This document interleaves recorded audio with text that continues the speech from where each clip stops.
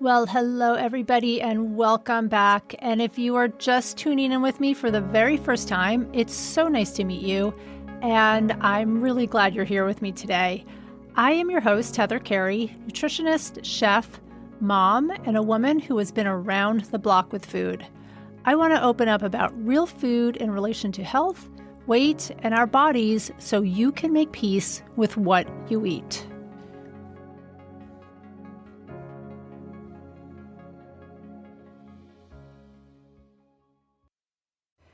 Hey, everybody, and welcome back to Real Food Stories.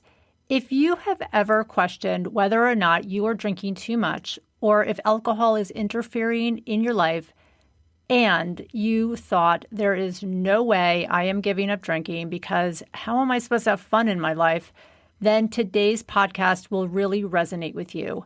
I sat down with alcohol freedom coach Lily Weiss, and I promise you that by the end of our conversation, you will be convinced that you can find freedom when alcohol does not take up space in your life.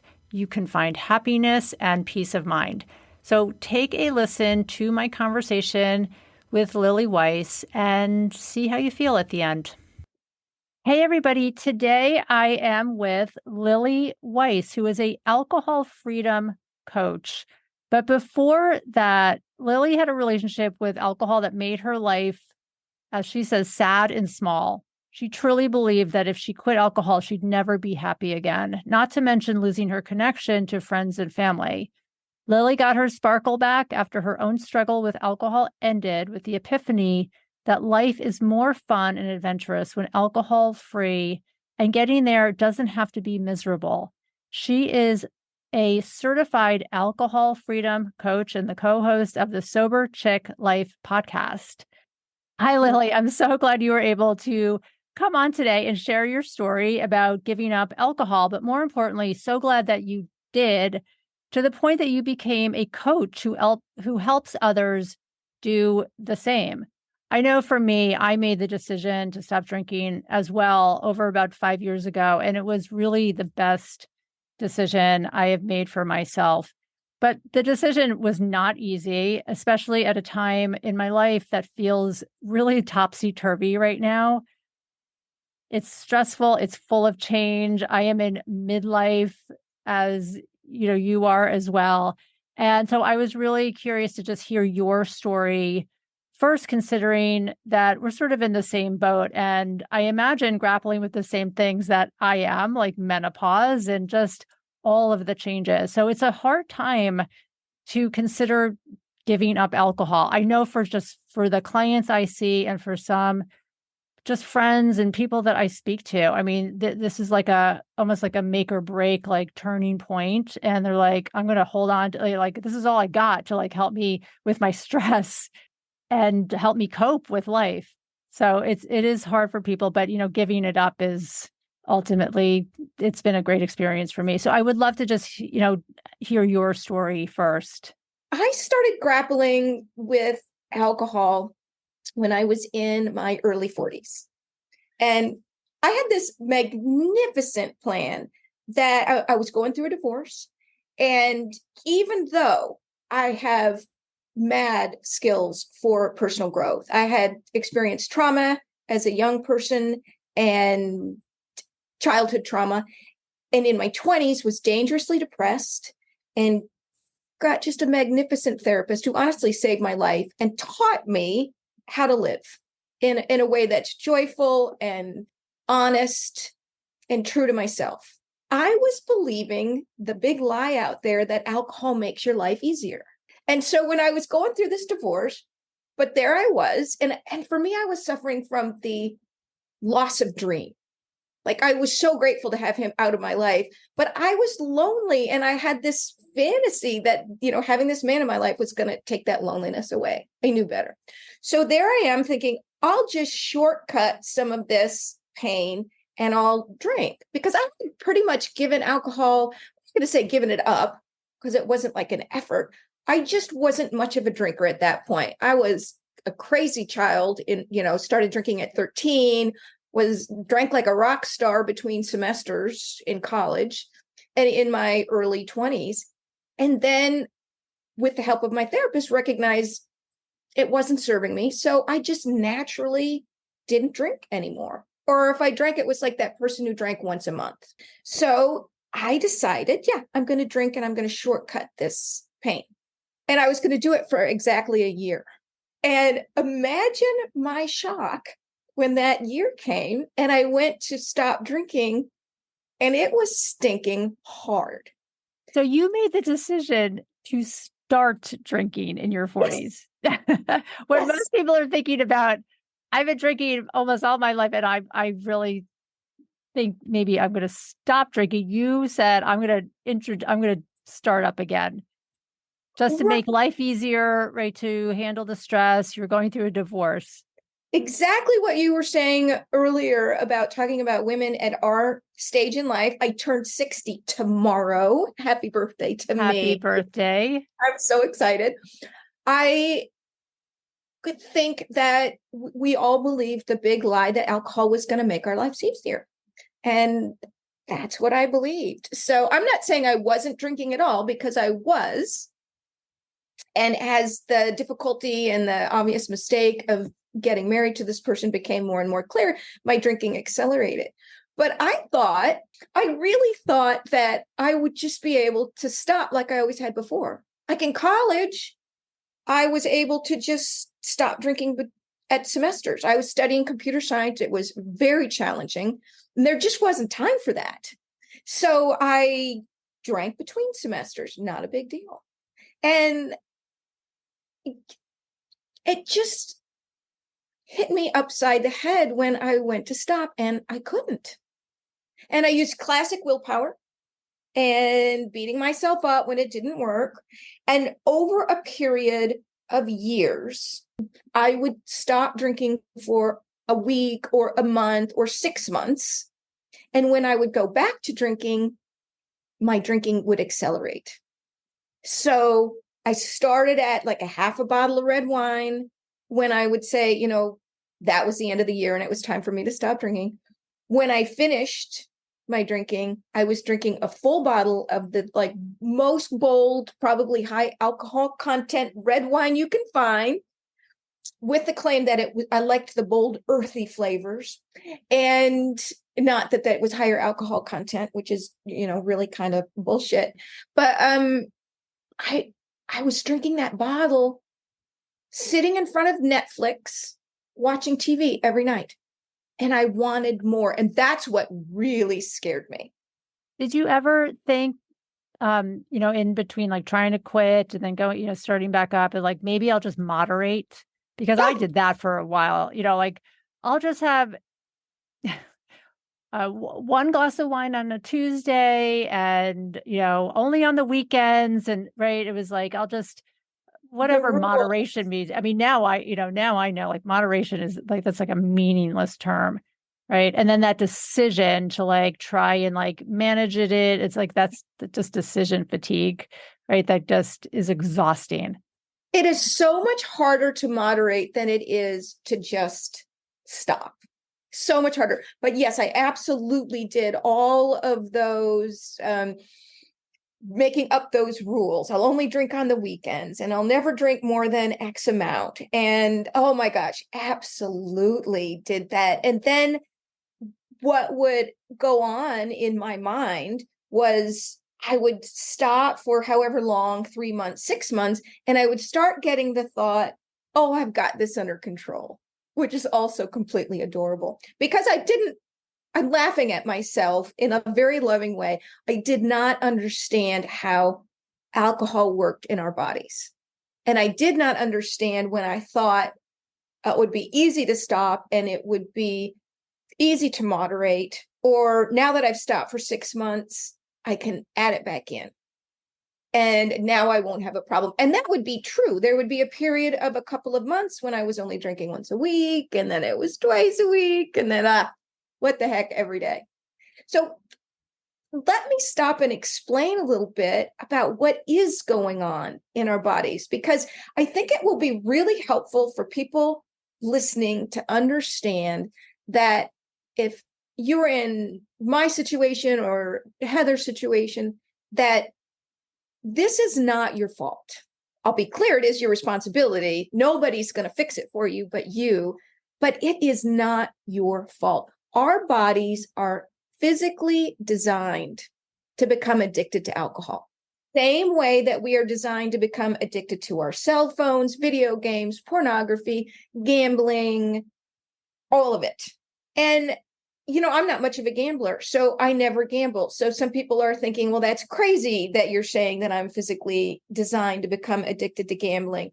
If you did it enough and used gambling to solve your problems for that mental escape, you would probably become addicted to gambling. And I'm going to do a little science. Nobody panic. I'm going to make it really simple. So what's happening in your body when you have a drink is it goes into your body, and alcohol is both water and fat soluble. And to say that simply is it's like camping in sand. It gets in every nook and cranny in your body and brain. That's a great analogy. I like that. Yeah. If you've ever, even spent a day on the beach, you find it weeks later. It's in your car, it's in your hair, it's just everywhere. That's alcohol. It gets everywhere. So it hits our brains, and that euphoria that you feel, that woohoo, I'm buzzed feeling, is the alcohol hitting your reward center in your brain. And you get this big woohoo, alcohol, yay, this is so fun. And it hits, 10 to 100 times harder than our bodies are designed, our brains are designed. We're designed to be eating berries in a cave, not drinking alcohol. Exactly. So if you eat a berry, and you're a cave person, you eat the berry, you get a little dopamine hit, and it tells your body, oh, do more berries.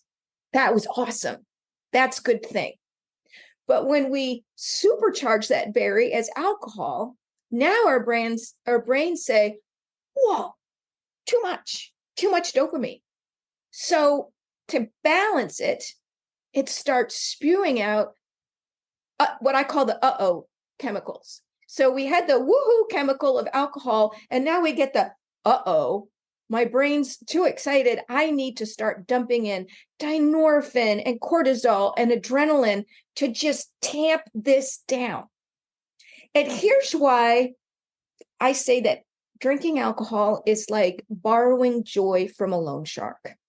It is because you get 20 minutes of woohoo, and it is followed by 2 to 3 hours of uh-oh.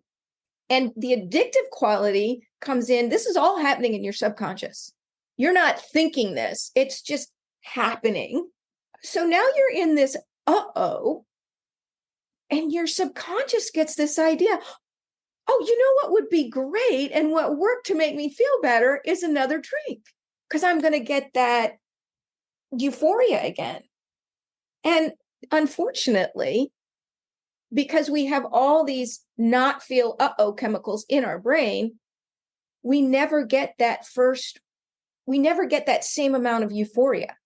Right. Because you're adding euphoria on to chemicals that don't feel good. So if the first hit of euphoria was at a 7, this next hit is going to be at a 6.5 or a 5. And then the next hit, and then eventually you feel worse than when you started. But you still feel like you need it. I mean, you still feel that your brain is like, well, I want to get that back. Right. And you can never fully get back the first experience. You don't. In fact, when they measure people's hormones around drinking experiments, the biggest hit of dopamine we get is before we have our first drink, in anticipation of the drink. Yeah, I learned that when I finally decided to quit for good. I learned about that, and that was so surprising to me, because I know a lot about the detriments of alcohol. I'm a nutritionist. I know, but that wasn't stopping me and enough. But then learning about just you think about it, you take the glass out of the cabinet. Someone tells you, like, My husband said, I'll go to the wine store. It's right. It's already starting, right? The whole like process is starting in your head. Right. Think about how agitated you are before, when you're at a bar or restaurant, before they've taken your order.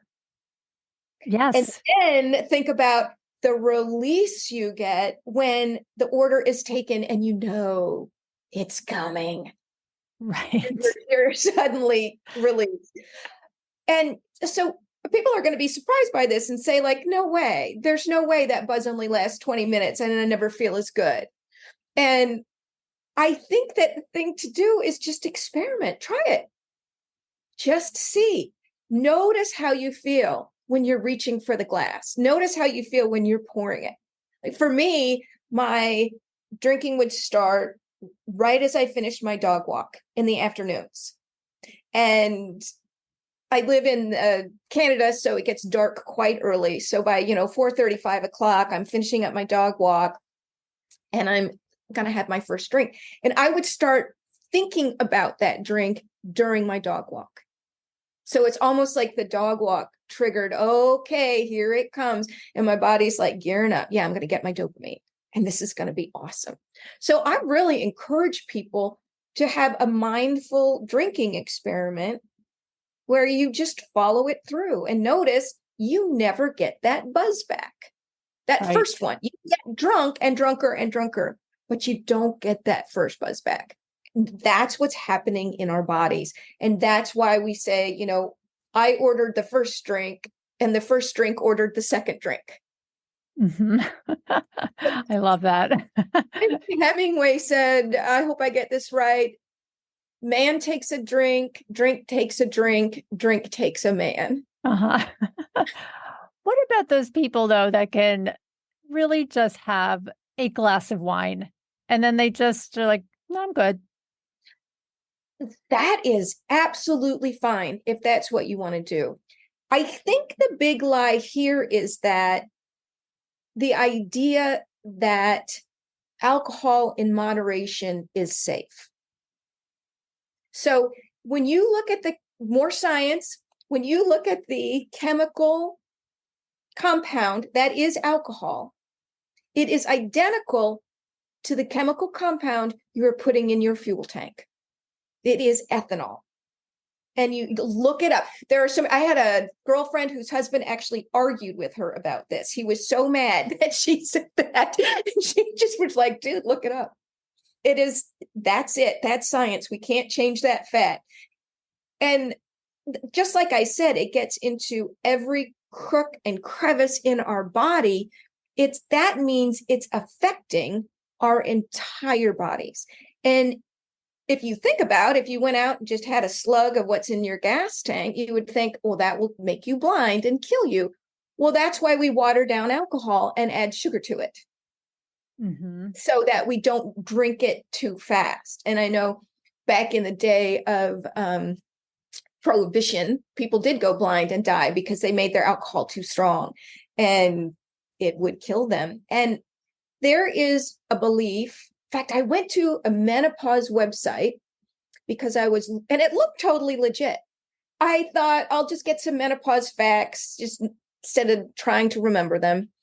And I just wanted to cry. It said that a glass of wine at night to ease your stress and symptoms from menopause. And I thought, oh my God, I want to cry. Because we're going to start getting into what happens in our body when we drink alcohol. Alcohol disrupts our sleep. So in menopause, we're already sleep deprived. And I had, even on hormone replacement therapy, my sleep was mixed results at best. It was really bad before the hormone replacement therapy. It got better. But what I found out, it was the alcohol that was messing me up. So Mm-hmm. when we sleep, we have these cycles, and they include light sleep, REM sleep, deep sleep, and you have like 6 or 8 of those.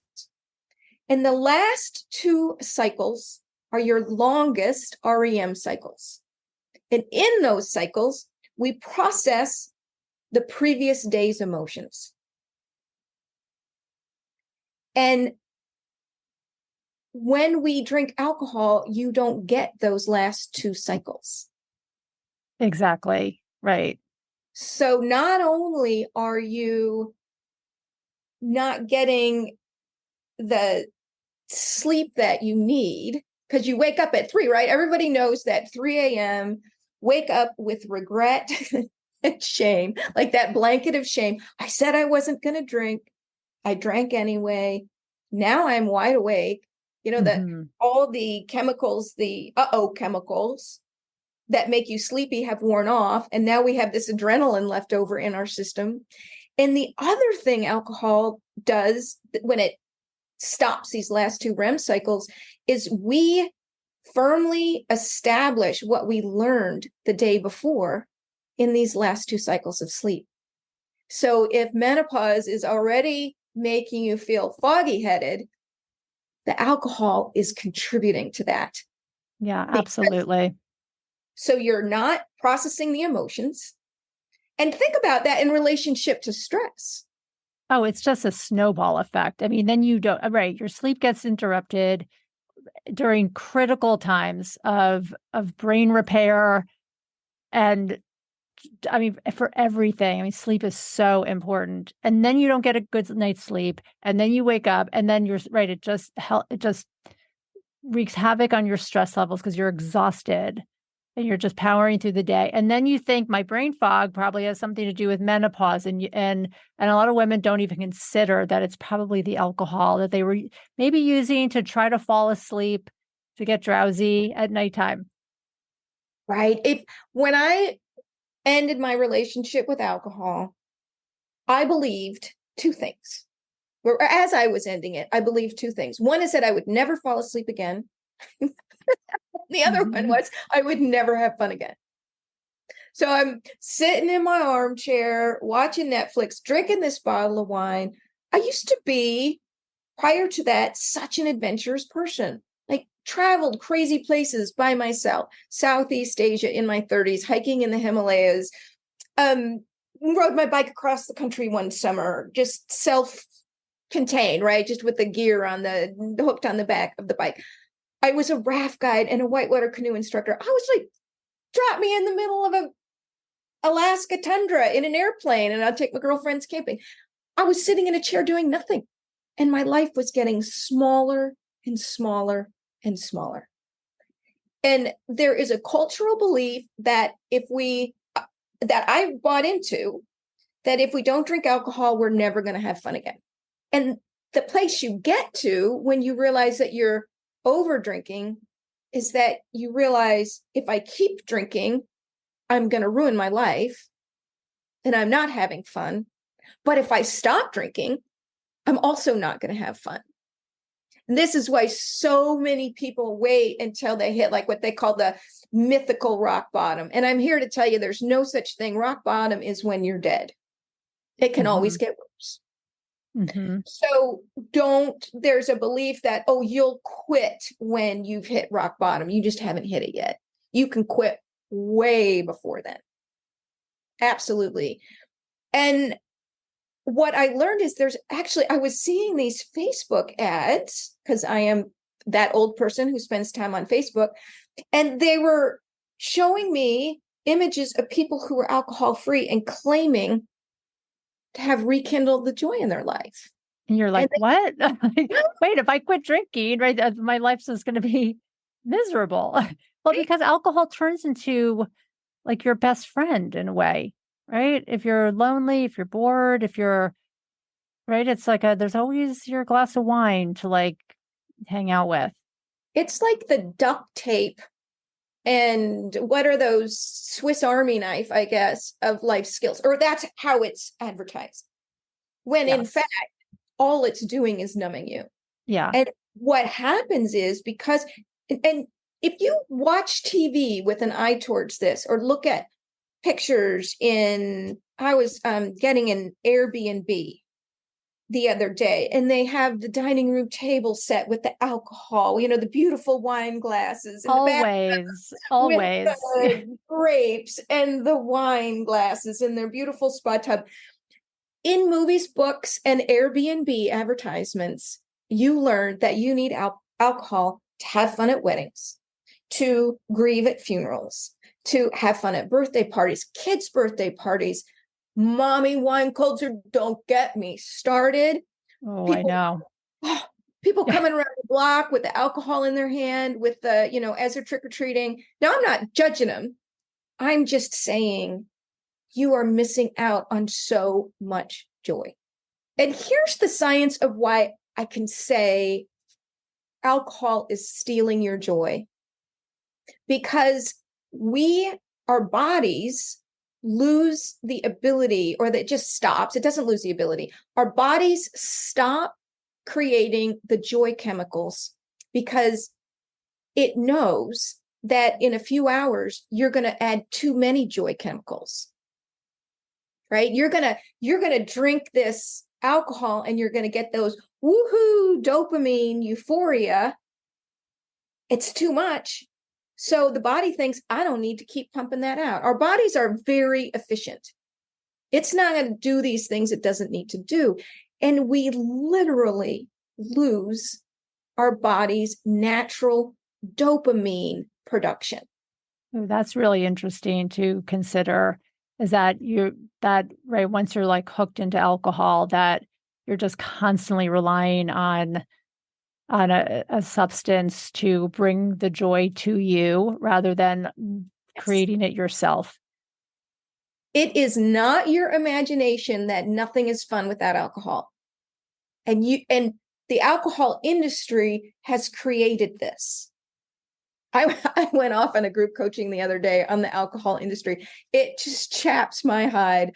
I used some spicy language by the end of it, because what they've done is they've said, here is this joy juice or this grieving juice or, whatever. Here's the thing that solves all your problem, relieves your stress, makes you happy, helps you cope. And we've already gone over, it doesn't do any of those things. It makes all of those things worse. But anyway, here it is. A highly addictive substance, the most addictive, it's more addictive than heroin. No one says the following: use heroin responsibly. Mm-hmm. Nobody says that. But when I go into BC Liquors, which is in British Columbia, the province owns the liquor stores, there are drink responsibly signs. And it just infuriates me, because what they've done is they've given you this addictive substance that you will get addicted to if you drink enough of it. And then they say, oh, by the way, if you get addicted, even though that's how your body's designed, it's your fault, because you, bad person, did not drink it responsibly. Right. Yeah. Right. Exactly. Right. Let's get you addicted and then tell you to be responsible with it. Right. Like it makes no sense. I mean, it really, I know once the light bulb goes off and the veil gets drawn off of you and you realize the marketing around it and what it's doing exactly in your body, and then how it is chemically identical to the gasoline that you are putting in your car. It's just I mean, I guess then you can make a decision on what to do about it after that. Like if you want to continue drinking, okay, but no judgment here. Now you know the facts. You know that these are facts. These are not just, our opinions on it. These are real, true, truisms, and it's hard to dispute that. You can't, you can't create your own facts here. And for the person who is having the occasional drink, I never judge. I am certainly not in a place to judge. And in fact, when I work with people, we don't stop drinking immediately. We learn about alcohol first, and then we make a plan for how we're going to start adjusting the way we think about it, so that ultimately you just don't want it anymore. But when you get to the health effects, which I'd really like to cover some of them, because it is a class 1A carcinogen, and that is the same as cigarettes. And there is the Huberman Lab, which is a very popular podcast. He's out of Stanford. he does almost a 2-hour long show on the health effects of alcohol. So if you want a deep dive and you're thinking maybe this lady doesn't know what she's talking about, go to his podcast. He has all the science in the show notes. It is a direct relationship between alcohol and breast cancer. In fact, when my sister was diagnosed with breast cancer, the first thing her oncologist said was, you need to stop drinking, because she's got some other health issues and she's not going to be able to withstand chemotherapy. So she can't have it a second time. So she needs to stop. It is esophageal cancer, colon cancer, liver disease, heart disease. The World Heart Organization has said there is no safe amount of alcohol for your heart. So this idea that it was the reversatol in red wine that they were touting is the thing that makes heart healthy. Well, you can't mix reversatol with gasoline and expect a good outcome. And, I feel like I know all about this too, like the connection to cancers and heart issues. And the list goes on and on. The direct correlation between alcohol and health issues. I always believe that that connection, like, oh, we can drink, drink red wine. You can drink 1 to 2 glasses a day of red wine, and that's healthy. There's very credible websites still to this day, which makes me crazy. Health websites that still say drink wine, drink red wine. It's heart healthy for you. Right. And it's not. And I think that just came out of people who live in the Mediterranean, and when they drink alcohol, they drink like a little like snifter of it with food, and I don't even know if that's like heart healthy. But we here in Canada and the United States do not drink like that. Okay. It's not a little like snifter glass. It's a couple of glasses of wine, and it's not to help you digest your food. And I don't know how like the French got this. There's this belief that French people drink all they want and they never have any bad effects. I know I have several coach friends in France, and I've actually coached Canadians who live in France, and they're like, you cannot believe how bad the alcohol use disorder is here. They're like, it is so out of control, and they're having the same health issues, but for some reason there's a belief that just isn't true. And that's something I should also mention that I missed on the sciencey bits, is that it is alcohol use disorder, and it is a spectrum. It is not. So people believe that, if you had someone in your family or, a neighbor who needed to go to rehab, that's and I put in air quotes, an alcoholic, and they are bad people and they're lazy. And if they loved their families more, they would have stopped drinking. And there is so much wrong with that. It is a spectrum. And so if you are someone who is drinking a glass of wine a day, and you go and do, let's say, dry January or sober October, and you can get through it, but you cannot wait until, the beginning of the next month for your drink, you are probably on the alcohol use disorder spectrum. And I can promise you, it doesn't get better as you age. You just, not a whole lot of things do get better. Wisdom, sure. Physically, not a lot of things get better. And alcohol use disorder is one of them. Yeah, you don't just outgrow your desire for alcohol. No, right? no. It doesn't just although sometimes I hear people say, women, I think a lot say like, oh, I used to be able to drink so much more, and now just red wine gives me a headache. Right. But I don't know if they were ever big drinkers in the first place.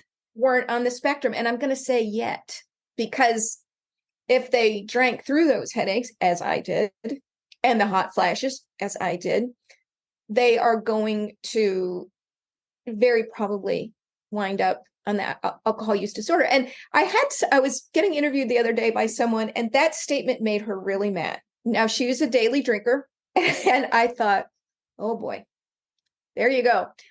If that statement makes you mad, you might want to think about where you are, and you might want to take a month off. Once again, no judgment. I am a very thin-walled glass house. I am not in a position to throw stones. I'm just not, because Mhm. I would just shatter. It would be like tempered glass. There would be nothing left instantly. So it is alcohol use disorder. And here's the cool thing. We used to think that, like, I had a best girlfriend whose father was a severe on the alcohol use disorder spectrum. And he, I don't know, he went through detox like 9 times and was never able to get it out of his life.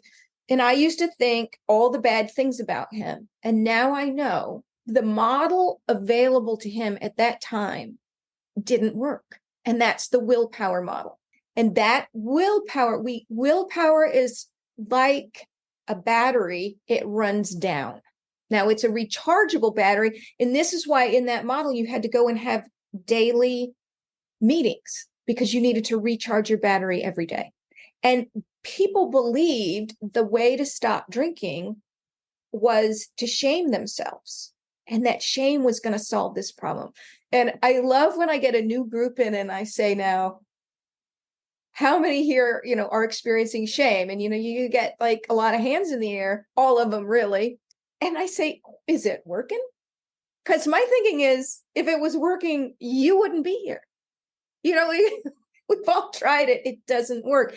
And there's, in the last 10 to 15 years, the MRIs and brain scans have become so powerful, we can actually see what's happening in our brains. And so they're able to create experiments on humans and find out what really does work.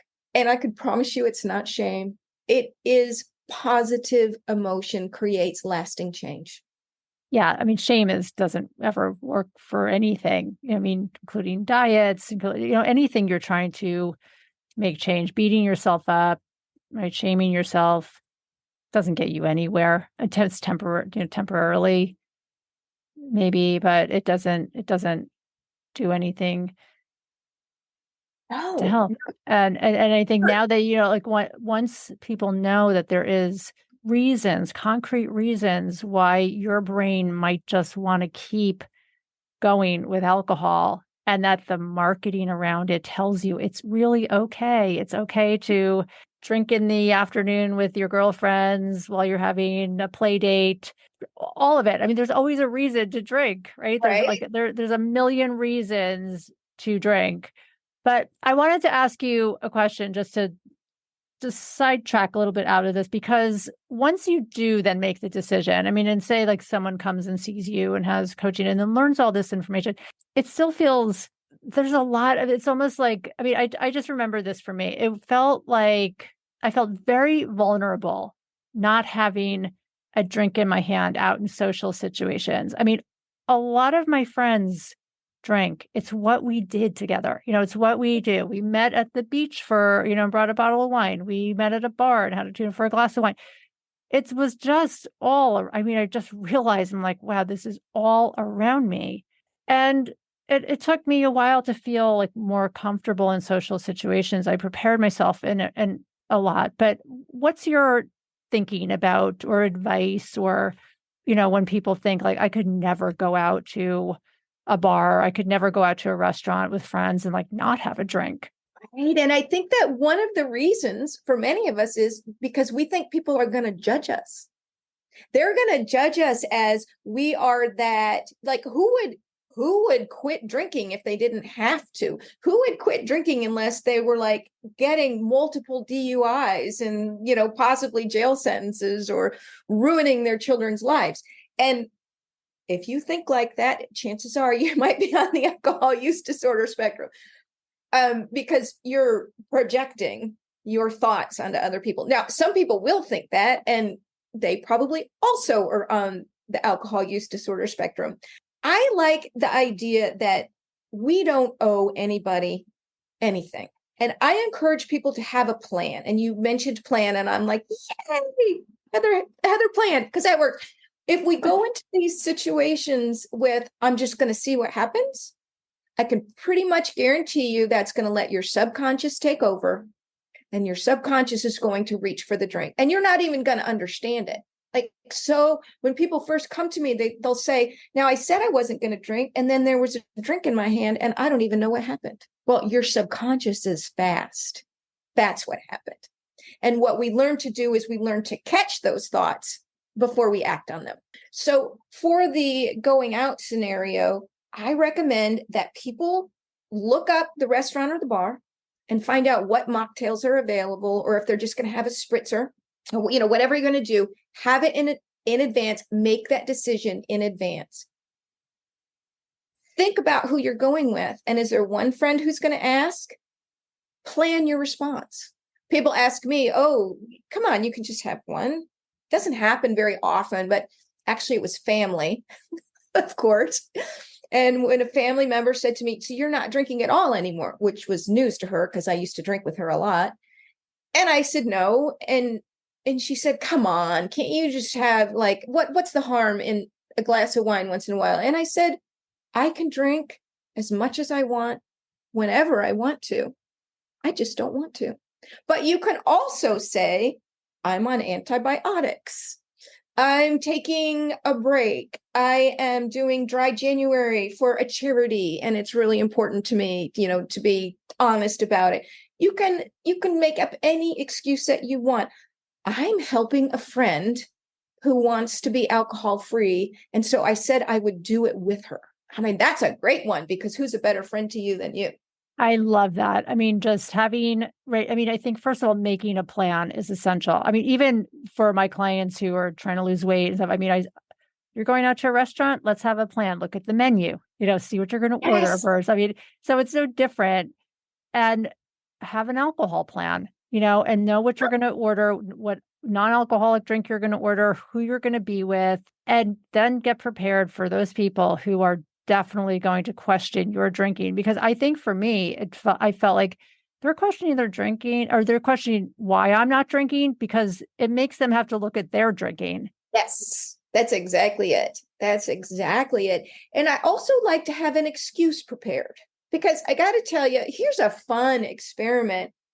Even if you decide that you're just not going to have, you want to cut back, let's say, so you'll say, in my plan, I'm not going to drink in the first round of drinks. I'm going to drink in the third round, or, whatever you decide, right? Watch people drinking, and it's shocking. And it's a little uncomfortable, because you realize I was like that too. You will find out, especially towards the end of the night, people aren't really having a conversation anymore. They're repeating themselves. They're talking at each other. We think that drinking is this big connector. It's not. Vulnerability is the big connector. If you want to connect with someone, say something vulnerable about yourself, or ask about them.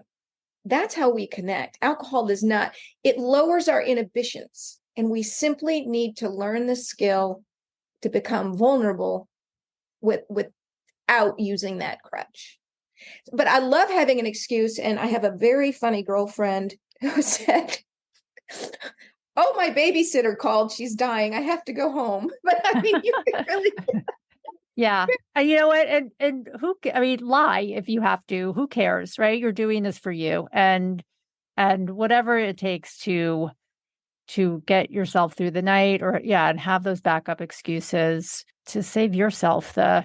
Right. And you might open the night with the excuse, oh, I have a huge meeting at work tomorrow, and I really want to be on it. It's really important to me. So I'm going to leave early and get a good night's sleep. Now, if you're having fun, no one's going to be mad at you for staying later, but you've already set it up where you can get out. And I also love having someone either in the group with you, if it's your partner that's supportive, or I coach in a lot of groups, and people are always raising their hand for this. Someone who you could text, like, go to the bathroom and text. If it's starting to get hard, you're starting to break out in a sweat, and you're not quite ready to throw in the towel yet, contact somebody and reach out. And so we call it a buddy, a plan, a buddy, and an excuse. That's a really nice tip, because it is hard sometimes going to a bar, a wedding, a family event where everyone around you is drinking. I mean, it's in those like early days of like stopping and making the decision, it can be it takes a lot of courage to do it. And then you realize too that like, wow, everyone's drinking. And then by their like third, fourth, I'm like, no one's making sense. No, it's not that fun to be around people who are like, at that level. You're like stone sober and, and clear headed. And then you can make those decisions. And if you even want to go to a lot of these events.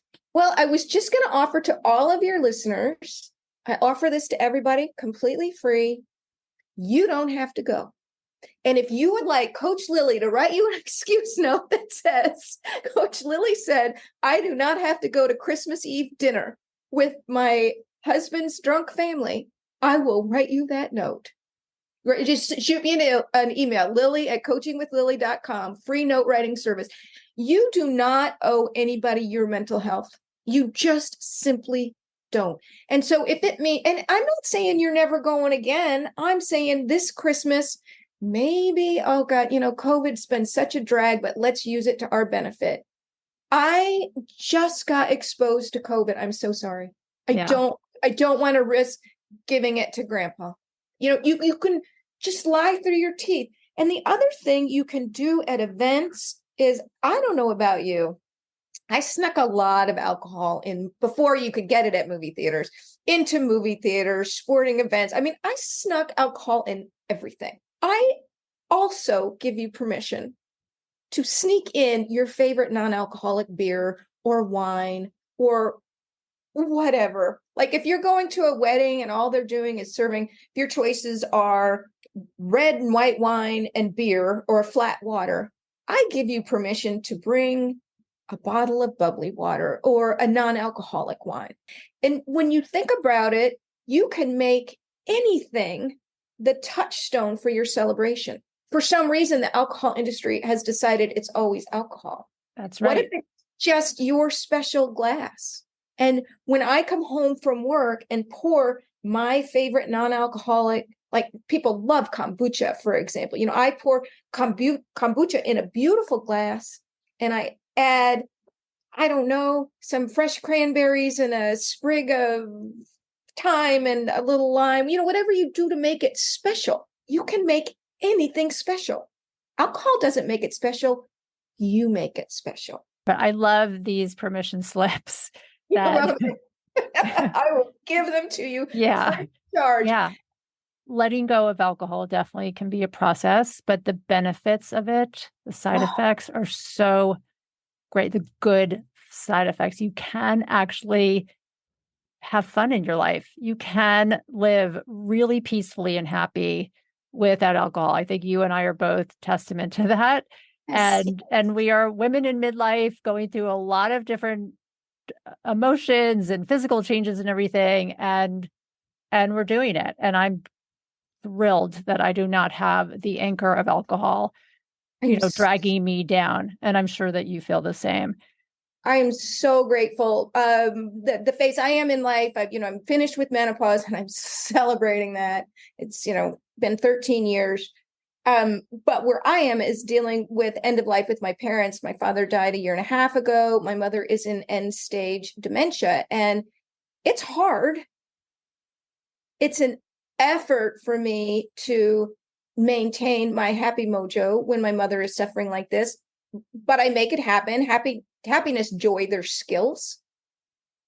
And I got coaching around it, but I regularly say when I'm spending time with my mother, I am so grateful I don't drink anymore, because doing this with a hangover, I just can't imagine. And now that I know what it was doing to my stress level, so I'm like over 3 years in alcohol free, and I am still regularly thinking how grateful I am it's not in my life anymore. I think that on a daily basis. I mean, because things come up all the time. I mean, there's super stressful stuff that happens. And when it does, that is the first thought I have in my head. I'm so happy I'm not doing this with alcohol. Right. It just would totally mess up the entire thing. I mean, it just would exhausted, not clear-headed, not thinking straight, everything. So Lily, I'm so appreciative of you just sharing your story and being so forthcoming. And I think people are going to get a lot out of our conversation today. And I wanted to just ask you, just as a final question, how do you work and where can people find you? And do you work with people in the United States? I'm sure you do, right? Because I even though you're in do. Canada. I have clients from all over the place. I work over Zoom. So if you happen to live locally in Gibson's, British Columbia, I will work with you locally. But I actually do have some local clients, but mostly work over Zoom. And I typically, I work with people on any stage of the spectrum. In fact, some people have been alcohol free for some time, but were doing it with willpower and didn't have the freedom and the joy. That's a missing piece. You want to get that freedom and joy. But you can find me at Lily at coachingwithlily.com, or just go to my website, coachingwithlily.com.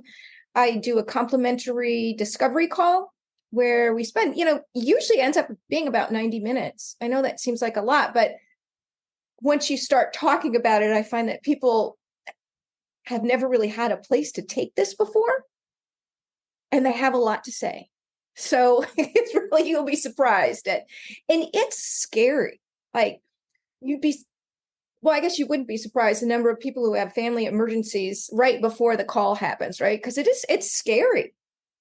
Yeah, it is scary to talk about and to admit to the thought that you might have a problem with alcohol, or that and it's not even so much of maybe a problem but that it's interfering in your life. Not serving you anymore. It's just Right. not serving you anymore. And I work with clients one-on-one, and there is never any judgment. We don't even go back to day ones. We have wins and lessons. And that's all we have. And we learn from each drink that we take, we learn something from it. And we take that lesson into the next day. And you are greeted with nothing but compassion and non-judgment and joy. I love it. Lily, thank you so much. I'll definitely put all your links in the show notes so people can definitely find you that way as well. And I just really appreciate you coming today. So thanks so much. I've loved it. Thank you very much. And as always, if you loved this podcast, please consider gifting me with a 5-star review. It is so helpful for me to get the word out on real eating, our real bodies, and real food stories. Thank you so much and have a great week. Bye for now.